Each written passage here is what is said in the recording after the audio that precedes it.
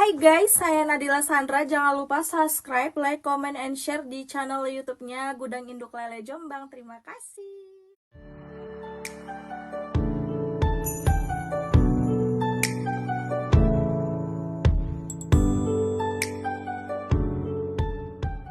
Assalamualaikum warahmatullahi wabarakatuh. Selamat malam kawan-kawan para budidaya dimanapun berada. Semoga sehat walafiat, tambah sukses selalu untuk semua para budidaya seluruh Nusantara. Amin ya rabbal alamin. Kali ini Gudang Induk akan membahas tentang cara pemijahan secara alami untuk di musim kemarau ya teman-teman. Pemijahan secara alami di musim kemarau sama di musim hujan itu sangat berbeda jauh. Kalau di musim kemarau ini kita harus ada persiapan yang harus kita lakukan, yaitu pembersihan kolam lebih dahulu. Setelah itu diisi air, terus dikasih catfish. Ketinggian air jangan terlalu tinggi, 15 cm ya teman-teman. Setelah itu dibiarin dulu, sambil menunggu air penuh kita bisa melakukan pengesatan kolam induk atau pemilihan induk ya. Jangan sekali-kali pengambilan induk secara brutal ya, atau usahakan dikuras lebih dahulu sampai habis airnya, terus dibiarkan tenang lebih dahulu ikannya, lalu kita pemilihan induk jantan. Kalau sudah ketemu kita ambil secara pelan-pelan supaya tidak mengandung kesetresan ya si pejantan, karena untuk sistem alami itu sangat membutuhkan pejantan, itu sangat-sangat ngefek sekali ya. Setelah jantan masuk jarak 30 menit lalu masukkan si betina ya. Nah, setelah memasukkan si betina, kita tutup rapat-rapat kolam kita yang akan untuk pemijah. Nggak usah dikasih penerangan lampu atau apa. Usahakan ditutup di atas dinding kolam biar udara malam tidak masuk ke dalam kolam, jadinya tidak meningkat suhunya. Terus di pukul 11 malam atau 10 malam usahakan dikocor supaya air tersebut tetap stabil, tidak ada perubahan dari segi cuaca tersebut teman-teman ya.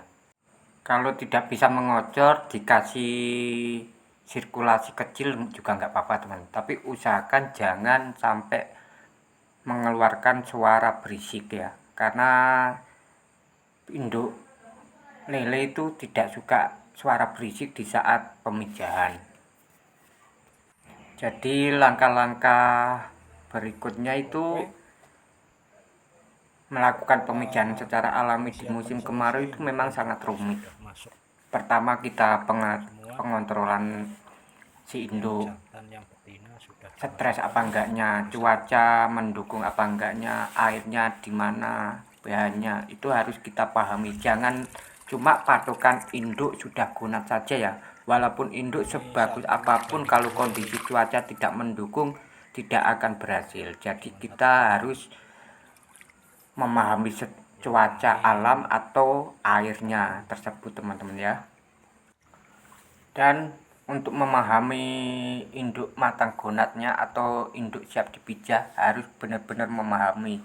Jangan cuma tahu kelamin warnanya ungu saja atau siripnya dipegang berdiri, itu tidak patokan. Jadi saya buka untuk ilmunya ya. Pertama, lendir tebal. Kedua itu si betina itu kelaminnya agak membuka. Kalau warna kelamin itu banyak, ada putih, ada hitam, ada merah, ada ungu. Dan itu tidak bisa patokan. Patokan kelamin bengkak, terus ada pembukaan, lalu sirip-sirip depan belakang itu mengeluarkan urat-urat menonjol kemerah-merah unguan gitu ya teman-teman ya. Kalau si betina dipegang tuh lebih diem, walaupun siripnya tidak berdiri nggak ada masalah. Terus si pejantan itu juga sama, ciri-cirinya sama, cuma kelaminnya pejantan itu agak mengencang sedikit, ujungnya ada titik merah. Terus kalau dipegang itu merontak, dia mau lari, kalau kepegang mau lari gitu, itu sudah siap. Terus setelah itu kita pahami air itu dinginnya seperti apa. Kalau di gudang induk tidak pernah mengecek menggunakan alat, hanya menggunakan peraban dari hati ya.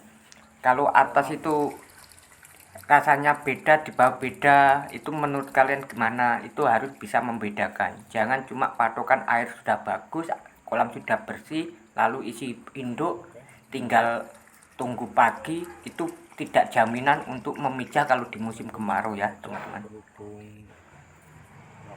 Setelah induk jantan betina sudah masuk, tutup rapat di atas kolam dinding, lalu tunggu malam, disirkulasi boleh, dikocok boleh. Nah, pagi hari dicek kalau sudah bertelur, jangan sekali-kali memindah telur sembarangan ya. Kalau sudah ahlinya memindah telur nggak apa-apa, tapi yang belum ahlinya lebih baik ditetaskan di kolam saja. Di kamar pengantin lur. Setelah menetas umur 1 hari atau 2 hari kan sudah menggerombol di pojok-pojok, coba dibagi ke kolam lain menggunakan sedotan atau apa, diambil sama airnya ya, jangan langsung cuma larvanya saja, karena larva masih baru keluar dari telur, masih rawan udara juga ya teman-teman ya. Kalau ada air yang sekiranya berubah atau berbusa, bisa disirkulasi atau dibuang 50%, ganti 50%, jangan sampai total ya. Atau pemindahan setelah umur 3 hari sebelum menyacing. Nah, ciri-ciri jantan seperti ini ya kelaminnya. Nah, ini sudah mulai pembuahan ya, si induk jantan dan betina sudah mulai pembuahan. Jangan sekali-kali diintip atau disentrong pakai sentolop ya. Kalau sudah begini biasanya kalau kita lihat induknya tahu, itu dia akan pudar, jadi nanti pembuahannya nggak bisa maksimal teman-teman ya. Kalau pembuahannya nggak maksimal, otomatis teman-teman sendiri yang merasa rugikan, kan sudah bekerja keras untuk persiapan segala sesuatunya, yang diharapkan tidak ada hasil, jadi menyesal di belakang.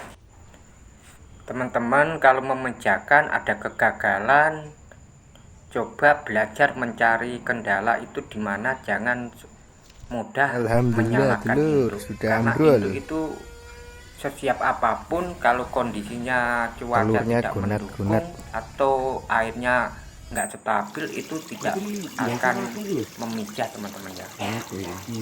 Nah, kalau sudah menetas seperti ini kan sudah mengumpul seperti itu.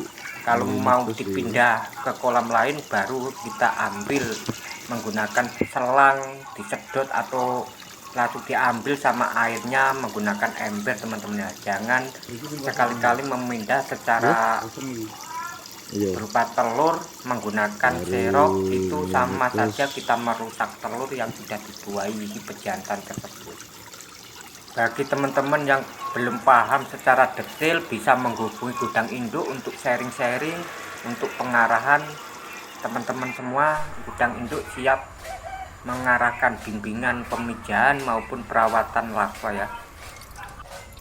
Ini pemijahannya pelanggan gudang induk yang dari Lamongan Gedung Pring ya, tadi pagi. Itu sangat fatal untuk pemindahan telurnya.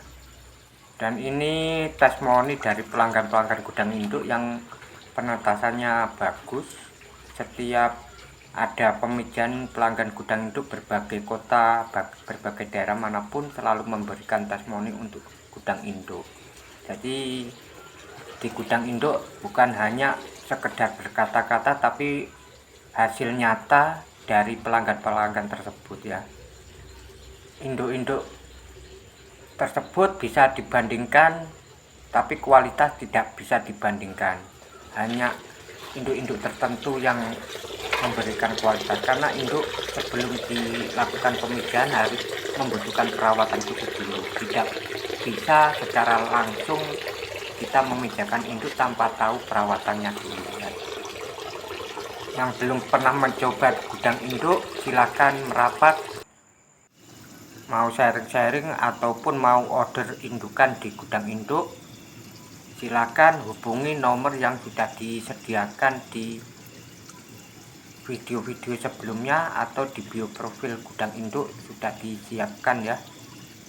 Untuk channel-channelnya ya, gudang induk sudah menunjukkan kualitas indukan maupun kualitas benihnya,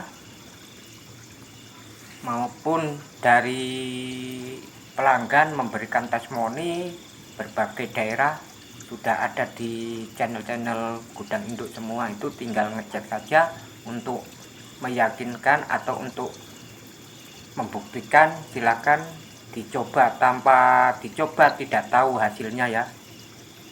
Nah, ini ada pelanggan gudang induk dari Semarang, Bapak Supendi, akan menambahkan sedikit pengalamannya. Selamat siang teman-teman semua. Nah, untuk teman-teman ketika panjenengan semua mau mijahin indukan, kalau bisa persiapkan kakaban yang kecil-kecil aja supaya pemindahan benih, pemindahan telurnya itu lebih aman, lebih praktis.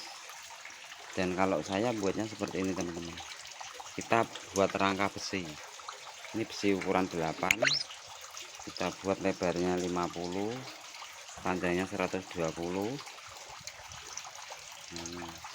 Ini biasanya kalau saya satu induk make kakaban 8, artinya satu induk ketika kita pisah di kolam-kolam, kita ecer, itu satu kolam kita isi satu, dan satu kotaknya buat induk. Artinya kalau satu pemijahan itu pasti akan menjadi 9 kolam. Nah, kayak ini teman-teman, ini tempat pemijahan kita. Biasanya kalau saya pakai induk di sana satu induk, nanti satu kolamnya ini tak kasih satu-satu semua. Kita 9 kotak. Misalnya telurnya padat juga aman, nggak usah mindah-mindah benih. Begitu teman-teman. Dan kalau saya lihat dari teman-teman itu, kalau persiapan pemijahan dengan pakai kakaban itu kan biasanya masih menggunakan penindih. Nah, kalau jenengan pakai yang seperti ini sudah nggak pakai penindih. Ini kan besi, terus kakaban kita tarik pakai pralon yang untuk listrik itu kan kecil. Nah, ini praktis, nggak usah pakai penindih, aman untuk indukan juga. Nah, nanti kalau mau sudah netas, ini kita gantung kira-kira jarak dari air permukaan atas 5 cm menggantung. Dan itu nanti kalau menetas, telurnya sudah benihnya sudah ambrol ke bawah semua.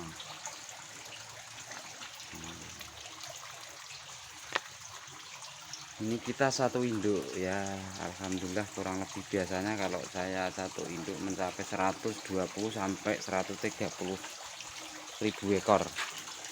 Ini kita dulu satu indukan. Ini kita sudah penyorteran pertama, umur 25 hari kita sortir. Oke teman-teman, nah ini hanya berbagi pengalaman saja, semoga manfaat buat kita semua, amin.